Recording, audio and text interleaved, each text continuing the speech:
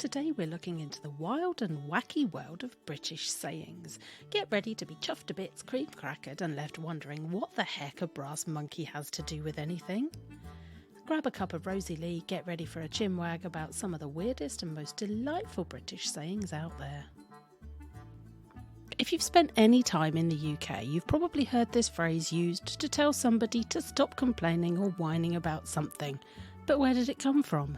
Well, the word whinge is a British term used for complaining or grumbling.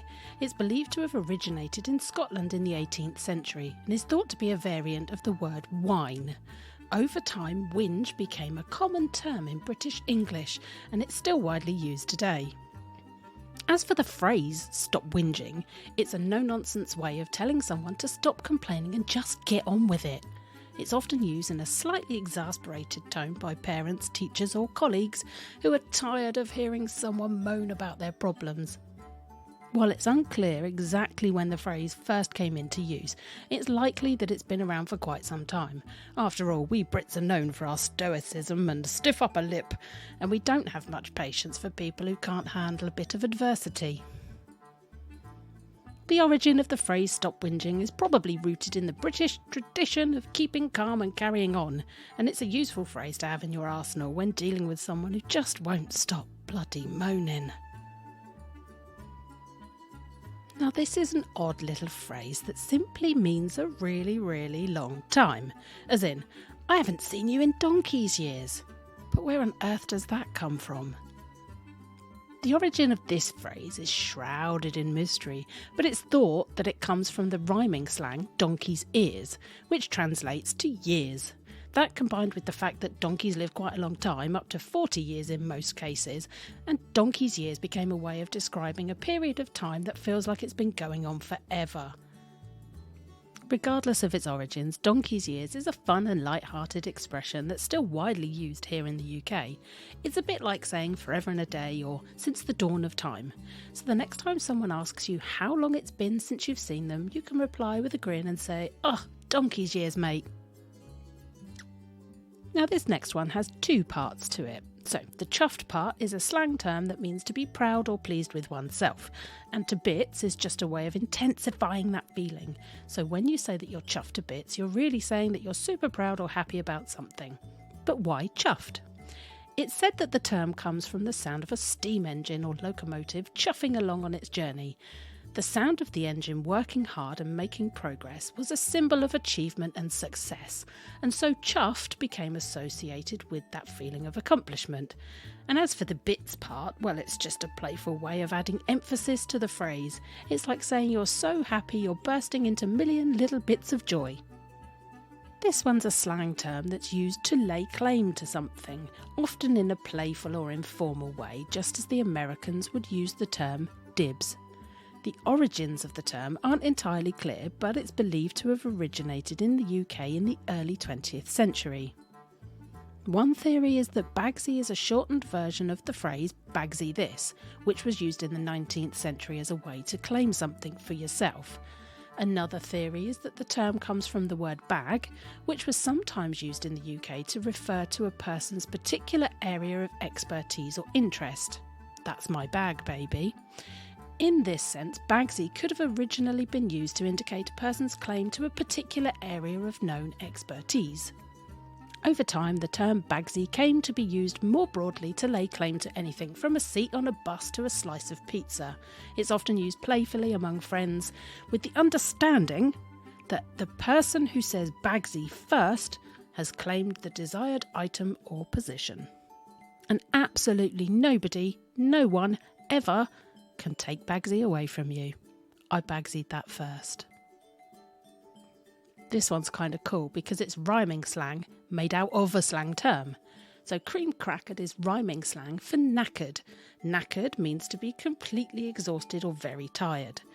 The word knacker is an old British term for a harness maker or saddle maker, and later to a buyer of animals no longer able to do farm work or their carcasses.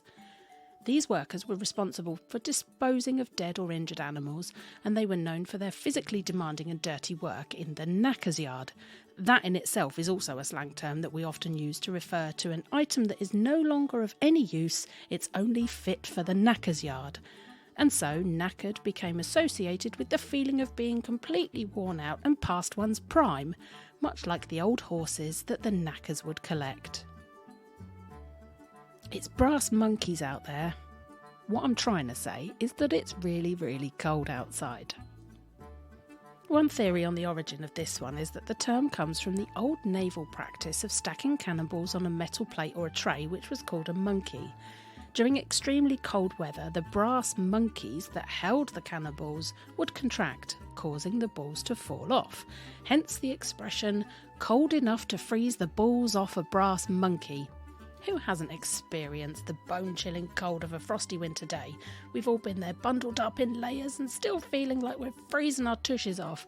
But the good news is, even if it's brass monkeys outside, there's always a warm cup of cocoa or a cosy blanket to snuggle up with. If there's one thing that we Brits like to whinge about, it's our weather. And this is another phrase we use quite often, blowing a HOOLEY. It means that there's a blustery storm or a strong wind blowing. There isn't a clear answer as to its etymology yet again, but one theory is that it's derived from the Gaelic word HOOLEY, which means a wild celebration or party. Or it could also be derived from the Orkney Scots word hoolan, which means gale. So the next time you hear someone say it's blowing a HOOLEY outside, just remember that it's Mother Nature having a wild and raucous party. Now this one means to leave or run away quickly, especially to avoid paying for something. But where did it come from? Well, again, there doesn't seem to be a clear answer, but one theory is that it's derived from the world of horse racing. In the past, jockeys would sometimes take off before the race was over, leaving their horse to finish without them. This was known as doing a runner, and it eventually became a more general term for leaving something or someone behind. But let's be honest, the phrase doing a runner just has a certain mischievous charm to it, doesn't it? It implies a sense of sneaky excitement, like someone is making a daring escape from a situation they don't particularly want to be in. Or, if you have your dinner and you haven't got enough money and you don't want to do the washing up, you could just do a runner. But don't take that as advice, please. Ship shape and Bristol fashion is a phrase used to describe something that is well organised and in good working order. The origin of this phrase dates back to the 19th century and is associated with the maritime heritage of the city of Bristol. During the 1800s, Bristol was a major port for shipping and was known for its notoriously high tides, which could cause ships to list and shift.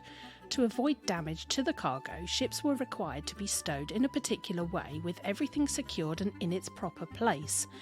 If a ship was Bristol fashion, it meant that it was properly stowed and ready to withstand the rough conditions of the Bristol Channel. The ship shape part, that's quite difficult, ship shape part refers to the need for a ship's cargo and equipment to be arranged in an orderly and efficient manner to prevent damage or accidents at sea. Over time, the phrase ship shape and Bristol fashion came to be used more widely to describe anything that was well organised, efficient and prepared for whatever challenges may come. Now we get to it. Bob's your uncle. Now, we often use this to mean there you have it or everything's sorted. The origin of the phrase is actually quite interesting and a little bit scandalous. In 1887, British Prime Minister Robert Gascoigne Cecil appointed his nephew Arthur Balfour to the prestigious position of Chief Secretary for Ireland, despite Balfour having no political experience. The appointment caused quite a stir in the press, with many accusing Cecil of nepotism. And so the phrase "Bob's your uncle" was born as a way of mocking those who get ahead in life simply because they have a powerful relative. Over time, the phrase has taken on a more general meaning, and it's now used to describe situations where everything has gone smoothly or as planned. And who doesn't love a bit of wordplay with history all rolled into one? I also like to occasionally chuck in a "Robert's your mother's brother" for good measure. These sayings all offer a glimpse into the rich history and cultural traditions of the UK, and while some of the origins may be shrouded in mystery, there's no denying that the charm and wit that these phrases bring to the English language. So the next time you're chin-wagging with your British friends, impress them with your knowledge of these classic sayings. And if you're ever feeling a bit cream-crackered or it's blowing a HOOLEY, just remember you're not alone. It's all part of the British experience.